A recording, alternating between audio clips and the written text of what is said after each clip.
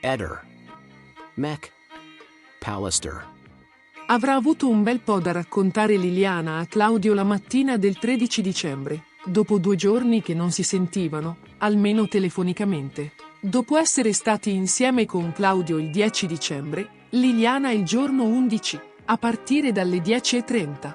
Già si trovava nella provincia di Gorizia insieme al marito fino alle 18:40, per rientrare a Trieste alle 19:30. Il giorno successivo, il 12 dicembre, Liliana insieme al marito andranno a Grado dalle 11:30 rimanendovi fino al primo pomeriggio, alle 15:40 circa, per poi tornare a Trieste e trattenersi fuori casa fino alle 18:20 ed infine rincasare. Tanto da raccontare insomma.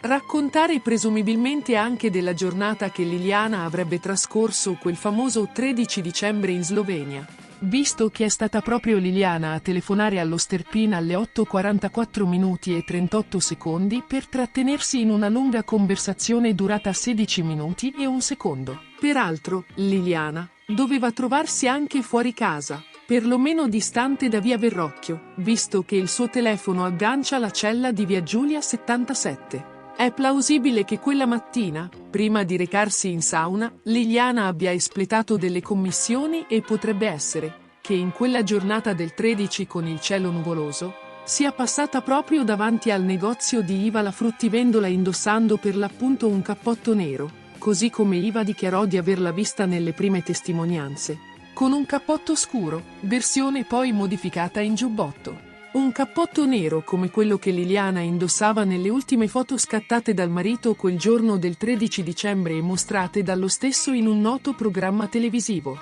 C'è di più.